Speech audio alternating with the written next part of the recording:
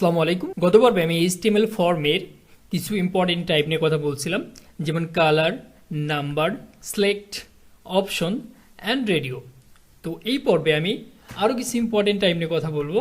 তো চলুন করে যাওয়া যাক। প্রথমেই আমি যে টাইপ নিয়ে কথা বলবো সেটা হচ্ছে রেঞ্জ। তো রেঞ্জ নেওয়ার জন্য আমাদের প্রথমে যে টাইপটা লিখতে হবে সেটা হচ্ছে রেঞ্জ কিওয়ার্ডটা লিখতে হবে।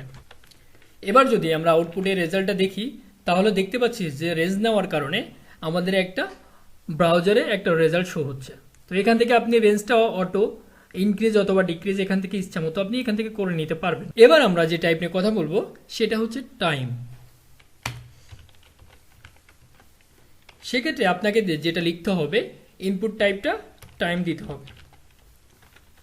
এখন আমরা দেখতে পাচ্ছি যে ইনপুট টাইপ টাইম দেওয়ার কারণে আমাদের এখানে একটা টাইম আইকন আসছে। তো এখান থেকে আপনি ইজিলি যদি ক্লিক করেন তাহলে আমরা দেখতে পাচ্ছি যে এখন যে রানিং যে টাইমটা সেটা এখানে শো হচ্ছে।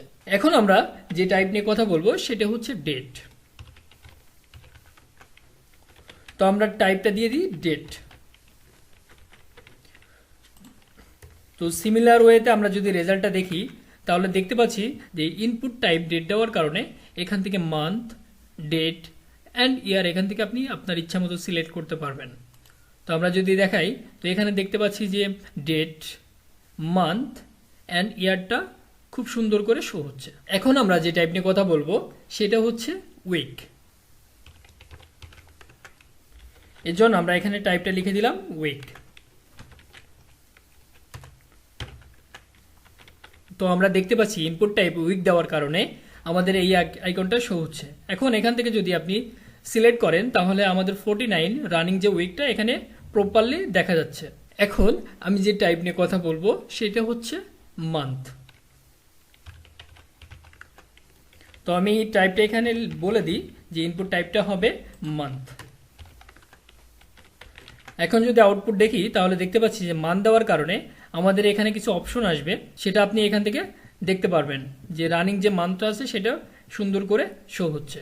ফাইনালি আমরা আরেকটা টাইপ নিয়ে কথা বলবো সেটা হচ্ছে ডেট টাইম লোকাল। বা লোকাল ডেট টাইমটা জানার জন্য যে টাইপটা ব্যবহার করতে হয় সেটা হচ্ছে ডেট টাইম লোকাল। তো এর জন্য আমরা লিখে ফেলি টাইপটা ডেট টাইম লোকাল। এখন যদি ব্রাউজারে আমরা আউটপুট দেখি তাহলে দেখতে পাচ্ছি যে ডেট টাইম লোকাল দেওয়ার কারণে আমাদের ডেট অ্যান্ড মান্থ অ্যান্ড টাইমটা খুব সুন্দর মতো শো হবে। তো আমরা দেখতে পাচ্ছি ডেট, মান্থ, ইয়ার সাথে সাথে রানিং যে টাইমটা আছে এইটা প্রপারলি শো হচ্ছে। তো এই ভিডিওতে আমরা শিখলাম যে কিভাবে ইনপুট টাইপ রেঞ্জ ব্যবহার করতে হয়, ডেট টাইম ব্যবহার করতে হয়, উইক অ্যান্ড মান্থ ব্যবহার করতে হয় এবং ফাইনালি ডেট টাইম লোকালটা আপনি কিভাবে ব্যবহার করবেন। তো পরবর্তী ভিডিওতে আমরা HTML ফর্মের আরও নতুন নতুন টাইপ নিয়ে কথা বলবো।